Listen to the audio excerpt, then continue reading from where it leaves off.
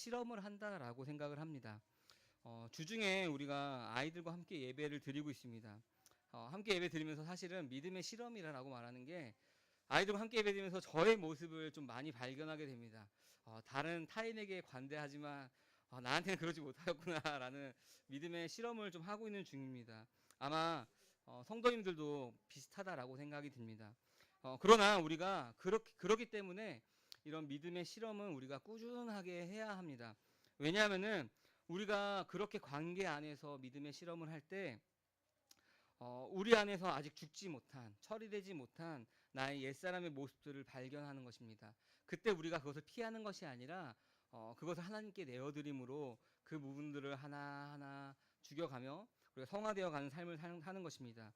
그래서 사도 바울과 같이 나는 날마다 죽노라라고 고백하며 살아가는 우리 함께하는 교회 성도님들 되시기를 바랍니다.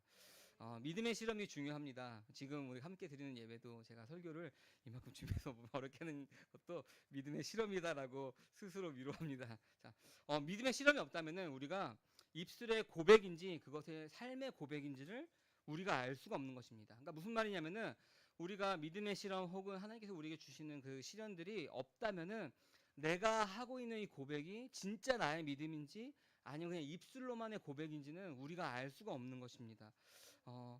입술로는 누구나 거창하게 말할 수 있습니다. 특히나 신앙의 연수가 있다면은 또 그 신학을 공부한 사람들이라면은 그것을 거창하게 말로 그럴듯하게 이야기할 수 있습니다. 모든 사람들 다 속일 수가 있습니다. 하지만 그것을 살아내는 것과 말로써 고백하는 것과는 별개인 것입니다. 그러니까 우리는 끊임없이 믿음의 실험을 해야 하는 것입니다. 내가 고백하는 것이 진짜 믿음이 되고 그것이 나의 삶에 자연스러워질 때까지 우리는 끊임없이 그 실험을 해야 하는 것입니다. 특별히 오늘 이 시간 우리가 말씀을 나눌 텐데 우리가 신앙의 기초라고 말하면은 여러분 무엇이라고 생각합니까? 신앙의 기초, 신앙의 출발점. 혹시 우리 어린아이들 중에서 신앙의 출발점, 말이 어렵나? 우리가 신앙을 시작하는 데 가장 기초가 되는 게 무엇인지 아는 어린아이도 있을까요? 선생님이 더 긴장하시는 것 같은데. 구원입니다. 그렇죠? 구원이라고 생각합니다. 왜냐하면 우리가 교회를 다니면서 아직 구원받기 이전의 사람들은 신앙생활을 통해서 여러 가지 말씀을 들으며 사람들의 신앙생활 하는 것들을 보면서 구원받은 사람의 삶이 이런 거구나, 구원받은 것이 이런 거구나라는 것들을 알아가고 하나님과 인격적인 만남을 경험하게 될 것이고, 구원받은 이후의 사람들은 하나님이 우리에게 주시고자 했던 그 예배소서의 말씀처럼 그 하나님이 우리에게 주시고자 했던 것들을 그 풍성함을 누리며 사는 것이 구원받은 이후의 삶인 것입니다. 그래서 우리가 구원의 확신을 가지고 있는 것이 중요한 것입니다. 왜냐하면 구원의 확신이 없다면은 우리 끊임없이 내가 그것을 누리며 살아야 되는데 누리지 못하고 구원받았나 아닌가, 내가 이것이 맞나 아닌가를 고민하게 될 것이기 때문에 그렇습니다. 그래서 가장 기본, 가장 시작점이 되는 것이 구원이다라고 생각이 듭니다. 오늘 민수기 말씀을 통해서 그 구원의 시작점, 나에게 그 터닝 포인트, 인생의 전환점이 있었는가 혹은 무엇이었는지를 우리가 점검하는 시간이 되길 원합니다. 민수기서 20장부터 36장까지는 광야 생활이 끝나가는 마지막 이제 시대를 배경으로 합니다. 20장에 보면은 이제 아론도 미리암도 20장에서 죽는 모습들이 있습니다. 그러니까 이제 모세까지 죽게 되면은 이제 가나안 땅이 이제 얼마 안 남았다는 얘기겠죠. 근데 오늘 말씀에 보니까 이스라엘 백성들이 그 가나안 땅으로 가기 위해서는 에돔을 지나가야 되는데 그 에돔의 큰 대로로 지나가는 것을 에돔 왕이 거절하게 됩니다. 그래서 이스라엘 백성들은 그것을 지나가지 못하고 오늘 말씀에 홍해 쪽으로 다시 돌아서 지나가는 모습들을 보게 됩니다. 문제는 뭐냐면은 거기를 바로 지나갔다면은 가나안으로 더 가까웠을 텐데 그러지 못하고 다시 홍해 쪽으로 돌아가는 모습을 통해서 이스라엘 백성들이 불만하는 모습들이 나옵니다. 우리 21장 5절 말씀 같이 볼까요? 그래서 백성들은 하나님과 모세를 원망하였다. 어찌하여 우리를 이집트에서 데리고 나왔습니까? 이 광야에서 우리를 죽이려고 합니까? 먹을 것도 없습니다. 마실 것도 없습니다. 이 보잘것없는 음식은 이제 진저리가 납니다. 아멘. 하나님과 백성들이 하나님과 모세를 원망하는 모습입니다. 원망의 내용은 왜 데리고 나왔냐, 그러니까 왜 구해줬냐, 우리를 왜 구원했냐, 이제 그걸 구원해서 내가 광야에 죽게 되었다. 먹을 것도 없다, 마실 것도 없다. 이 보잘것없는 음식은 진저리가 난다라고 이야기합니다. 이스라엘 백성들은 광야뿐만 아니라 가나안 땅에 들어가서도 끊임없이 불평하며 원망하는 모습을 가지고 있긴 합니다. 근데 이스라엘 백성들이 지금 이 상황에서 먹을 것과 마실 것이 없었습니까? 여러분 그 어린아이에게 묻습니다. 광야에서 하나님이 이스라엘 백성에게 주었던 음식이 뭔지 아는 친구 다음 주에 선물을 드리도록 하겠습니다. 땡땡과 메추라기를 줬습니다. 네, 지율이 잘 안 들려요. 만나가 주고 와 빨리빨리 손 들어야 돼요. 만나 메추라기를 주었습니다. 근데 만나 메추라기는 하나님께서 매일매일 주셨나요? 아닌가요? OX. 네, 강건이. 맞다. 다른 사람. 윤희. 아니에요. 아니에요. O 아니면 X인데. 아니에요. 왜 뭐냐면 7일째 되는 날은 안 주셨어요. 어, 맞죠? 선생님들, 사람 어른들도 다 매일매일 아닌가? 네. 우리 잘 생각해야 됩니다. 그러니까 말씀을 안다라고 생각하면은 그렇게 틀리는 거예요. 그러니까 7일째는 안 주셨어요. 만나를 매일매일 주셨는데 마지막 날은 안 주셨죠. 안식일을 기억하여 거룩하게 지켜야 되니까 전날 2배로 주셨습니다. 근데 이 하나님께서 주신 만나가 정말 맛있는, 우리가 먹어보지도 못한 거지만 성경에 보면은 맛있다라고 하는데 이 음식이 진절머리, 보기도 싫다라고 하는 겁니다. 그렇게 이스라엘 백성들이 하나님에게 불평하고 있습니다. 근데 여러분 이 진저리가 난다라고 하는 이 말이 보잘것없다라고 하는 이 말이 우리가 그냥 보잘것이 없습니다라고 말하니까 크게 와닿지 않죠. 근데 구약 성경에 이 보잘것없다라고 하는 이 단어가 4번이 나옵니다. 민수기에서도 한번 나오고 출애굽기에서도 나오고 레위기에서 나오고 총 4번이 나옵니다. 근데 4번이 나오는데 한번 예를 들어볼게요. 4번이 나오는데 이집트 사람이 이스라엘 백성들을 학대하고 일을 시켰을 때 이들이 계속해서 인구가 늘어나는 모습을 보고 이집트 사람들이 진짜 징하다라고 표현한 게 바로 이 단어예요. 그러니까 경멸하는, 막 우리가 바퀴벌레가 막 죽이면 죽일수록 나오는 것처럼 막 경멸하는 눈빛으로 보는 그러한 단어가 이 단어예요.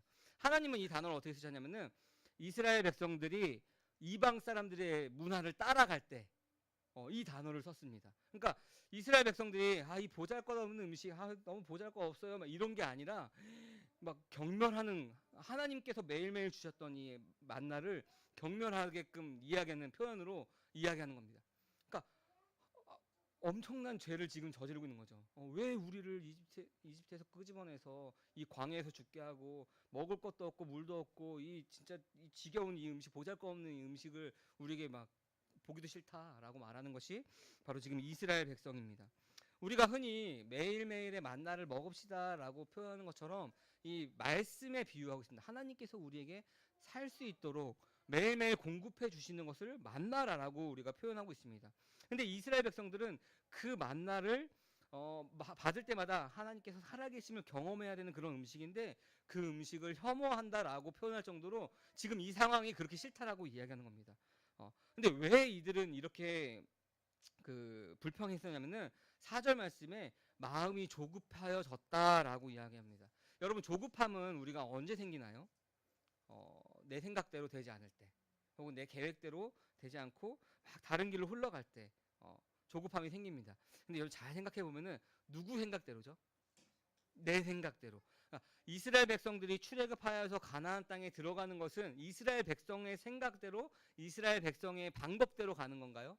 아니죠, 여러분. 하나님의 방법대로 이스라엘 백성들을 출애굽하셨고 광야에서 가나안 땅으로 인도하는데 그 하나님의 방법 때문에 다시 홍해로 돌아가고 있는 그 모습 때문에 조급함이 생겨서 하나님께 범죄하는 모습들이 생기게 되는 것입니다. 우리가 그래서 조급해하면 안 됩니다. 하나님께 모든 걸 맡기면은 우리가 조급해할 이유가 전혀 없는 것입니다. 우리가 민수기 20장부터 쭉 읽다 보면은 1절부터 3절까지의 말씀이 문맥상 이게 왜 있지라고 하는 생각이 드는 말이 있습니다. 그러나 문맥상 우리가 들어가지 않아야 되는 말처럼, 어색한 말처럼 보이지만 가나안을 들어가기 위한, 우리가 성경을 읽다 보면은 오늘 말씀이 이제 구리뱀, 놋뱀의 사건임을 우리가 알고 있잖아요. 그 직전, 이스라엘 백성들이 전환점, 터닝 포인트가 되는 그 직전에 이스라엘 백성에게 1절부터 3절은 굉장히 중요한 의미가 있는 것입니다. 아까 우리가 에돔 땅을 지나가지 못하고 어떻게 했다 그랬죠, 우리 여러분? 에돔 땅을 지나가는 것을 막으니까 이스라엘 백성들이 에돔 땅을 지나가지 못하고 우회했습니다. 돌아서 갔습니다. 돌아서 가면은 그 돌아서 가는 그 길목에 다른 나라가 있겠죠. 그 다른 나라가 바로 무슨 나라냐면은 아랍 왕이 다스리는 나라입니다. 그 나라가 이스라엘 백성을 공격하는 모습이 1절부터 3절까지 말씀에 나와 있는 것입니다. 이스라엘 백성들이 가나안 족속과 벌인 첫 번째 전투가 바로 이 1절에서부터 3절까지 말씀입니다. 우리가 아까 읽었지만 포로로 잡혀갔다라고 말하는 것은 이스라엘 백성들이 이 전쟁에서 패한 것입니다. 그러고 나서 패하고 나서 뭐라고 고백하냐면은 우리 2절 말씀 같이 한번 읽어볼까요? 민수기 21장 2절입니다. 그때 이스라엘이 주님께 다음과 같은 말로 서약하였다. 주님께서 이 백성을 우리 손에 붙이시면 우리는 그들의 성읍들을 전멸시키겠습니다. 아멘. 이 전멸시키겠다, 이 멸하겠다라고 하는 말은 히브리 말로 카람이라는 말인데, 이 카람이라는 말은 뭐냐면은 사람이나 물건을 하나님께 바친다, 서약한다, 바친다라고 하는 말을 쓸 때 이 카람, 멸하겠다, 전멸하겠다라는 말을 씁니다. 그러니까 이 가나안 초입의 이 불뱀 사건 바로 이전에 이스라엘 백성들이 하나님께서 이스라엘 백성들을 인도하신다, 승리케 하신다라고 하는 것들을 우리 1절에서부터 3절까지가 볼 수 있는 것입니다. 하나님께 이 성읍들을 모두 바치겠습니다라고 말하고 그곳을 바로 호르마라고 부릅니다. 3절 말씀 우리 같이 한번 읽어볼까요? 주님께서 이스라엘의 간구를 들으시고 그 사람들의 그들을 손에 붙이시니 이스라엘이 그들과 그의 성읍들을 전멸시켰다. 그리하여 사람들은 그곳을 이름을 호르마라 부르게 되었다. 아멘. 하나님께서 붙이시니까 전멸시켰습니다. 그리고 그곳을 호르마라고 부르게 됩니다. 호르마라는 뜻은 바치다, 받침이라는 뜻입니다. 가나안 들어가는 초입 불뱀 사건 이전에 이 말씀이 들어가는 것입니다.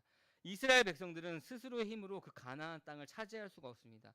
출애굽했던 것도 마찬가지고 광야에서 살아가는 것도 마찬가지고 가나안으로 들어가는 것도 마찬가지고 이스라엘 백성들이 자기 힘으로 하는 것이 아니라 하나님께서 승리케 하시고 하나님께서 그 땅을 주시면은 그 땅은 다 내 것이 아니라 이스라엘 백성 것이 아니라 하나님께 드린다, 하나님의 것입니다라고 말하는 그 1절부터 3절이 들어가고 나서부터 이제 그 다음 날이 나오는데, 이 말이 들어가고 나서인데 이스라엘 백성들은 우회함으로, 불평하고 조급함으로 하나님을 원망하는 모습이 바로 아까 우리가 전에 나눴던 말씀이 나오는 것입니다. 그 조급함으로 말미암아 불평하고 불만하고 하나님께 죄를 범하는 모습이 이스라엘 백성입니다. 그렇게 함으로 말미암아 하나님께서 뭘 하셨죠? 불뱀을 풀어놓으시고 불뱀에 물려 죽는 사건들이 벌어집니다. 우리 7절 말씀입니다. 같이 한번 읽어볼까요? 백성이 모세에게 와서 간구하였다. 주님과 어른을 원망함으로써 우리가 죄를 지었습니다. 이 뱀이 우리에게 물러가게 해달라고 주님께 기도하여 주시기 바랍니다. 그리하여 모세가 백성들을 살려달라고 기도하였다. 아멘.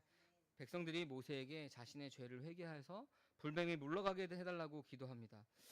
근데 우리가 잠깐 생각해 봐야 될 게, 이 불뱀이 마치 우리가 출애굽기를 알 수 있는데 하나님께서 재앙을 베푸는 것처럼 불뱀을 그때만 풀어놓으신 걸까요? 신명기 우리 8장 15절에 보면은 이렇게 나와 있습니다. 같이 한번 읽어볼까요? 주님께서 넓고 황량한 광야, 곧 불뱀과 정갈이 우글거리는 광야와 물이 없는 사망에서 당신들을 인도하여 주시고 차돌 바위 위에서 샘물이 나게 하신 분입니다. 아멘. 이 광야에는 불뱀이 없다가 불평하니까 불뱀을 주신 게 아닙니다. 불뱀도 있고 정갈도 있고 물도 없고 그런 위험이 항상 도사리고 있는 곳이 바로 광야였습니다. 근데 그런 곳을 안전하게 지날 수 있었던 건 뭐냐면은 하나님께서 불뱀이 오지 못하도록, 정갈이 오지 못하도록 그리고 물이 나게 하심으로 그들이 광야를 안전하게 지나가게 할 수 있었던 것을 하나님께서 인도하셨기 때문에 그렇습니다. 그러나 이스라엘 백성들의 불평함으로 인해서 하나님께서 그 불뱀을 그냥 이스라엘 백성에게 보낸 것입니다. 이스라엘 백성들이 살 수 있는 길은 이제 우리가 알다시피 구리뱀을 만들어서 장대에 높이 들여서 그것을 쳐다본 사람은 사는 것입니다. 오늘 말씀의 제목이 뭐죠? 쳐다본즉 살리라입니다. 우리 8절 말씀 같이 한번 읽어볼게요. 주님께서 모세에게 말씀하셨다. 너는 불뱀을 만들어 기둥에 달아 놓아라. 물린 사람은 누구든지 그것을 보면 살 것이다. 아멘. 그러면은 우리 남아있는 아이들이 몇 명 있으니까 문제를 낼게요. 구리뱀을 쳐다보니까 산 것입니까? 하나님의 말씀에 순종해서 산 것입니까? 네, 강건이. 네, 말씀에 순종해서 살았습니다. 맞아요. 구리뱀이니까 효과가 있는 것이 아니라 하나님의 말씀에 순종해서 산 것입니다. 근데 열왕기상을 쭉 보다 보면은 이스라엘 백성들이 그때까지도 구리뱀을 숭배하는 모습들을 보입니다. 그러니까 구리뱀 자체, 그렇죠. 너무 어리석죠. 구리뱀 자체를 그렇게 섬기고 있었습니다. 구리뱀이 아니라 하나님의 말씀에 순종한 것입니다. 광야 생활 마지막에 이스라엘 백성들은 이 재앙을 당하게 됩니다. 은혜로 구원받아 출애굽하였지만 가나안 입구에서 하나님을 불신앙함으로 심판을 받는 모습을 보게 됩니다. 하나님에 대한 원망에서 출애굽도 구원도 하나님이 주신 만나도 혐오하고 있는 것이 바로 이 이스라엘 백성들의 모습입니다. 우리가 이제 조금 어려워질 수도 있는데 이스라엘 백성의 불뱀 사건으로 인해서 중요한 전환점을 가지게 됩니다. 이게 이스라엘 백성들이 터닝 포인트가 되는 지점인데 우리 모두도 다 이 전환점이 있어야 하는 것입니다. 우리가 아까 서두에서도 말씀드렸던 건데 우리가 입술로만 고백하느냐 아니면 삶으로 나타나느냐는 전혀 다른 문제입니다. 그러니까 말씀을 그냥 우리가 눈으로 보느냐 그냥 아느냐 아니면 그것이 내 것이 되었느냐 나의 말씀이냐 하는 것은 전혀 다른 문제인 것입니다. 이스라엘 백성들의 출애굽 사건은 그 공동체 안에 포함되어 있기 때문에 경험한 구원의 사건인 것입니다. 우리가 이제 주중 예배를 나누고 그 출애굽기를 나누고 있는데 이 10가지 재앙에서도 볼 수 있듯이 이 구원의 사건은 하나님께서 베풀어 주시는 하나님의 사건입니다. 이스라엘 백성들이 동의하던 동의하지 않던 10가지 재앙을 보여주시고 하나님께서 그 이스라엘 백성들을 출애굽시킵니다. 그러니까 하나님께서 일방적으로 그들에게 베풀어 주시는 구원의 사건입니다. 그러니까 어떻게 보면은 비인격적이라고 우리가 생각이 들 수도 있습니다. 그러나 이 비인격적인 경험이 하나님의 백성이 되고 하나님을 알게 되는 인격적인 신앙으로 발전하게 되는 것입니다. 우리가 나면서부터 우리가 모태신앙을 가지고 자연스럽게 교회에 젖어들어간 사람도 있지만 누구나 다 한 번쯤은 하나님을 믿게 된 경험 가운데 하나님께서 내가 원하지도 않았는데 뭔가 강압적으로 막 그냥 이끌어 가시는 일들을 뭐 환난이라든지 아니면 다 상황마다 다르죠. 하나님께서 그런 일들을 우리가 지금 비인격적인 것이다라고 우리가 표현했습니다. 물론 비인격적인 것은 아니지만 그렇게 표현을 한 것입니다. 그러나 그것이 나와 하나님과의 관계가 이제 이루어지는 인격적인 관계가 이루어지는 관계까지 발전을 해야 한다라고 하는 겁니다. 그 터닝 포인트의 사건이 바로 이스라엘 백성에게는 불뱀의 사건이었습니다. 우리 출애굽기 6장 6절에서 7절까지 말씀 같이 한번 읽어볼까요? 그러므로 너는 이스라엘 자손에게 말하여라. 나는 주다. 나는 이집트 사람들이 너희를 강제로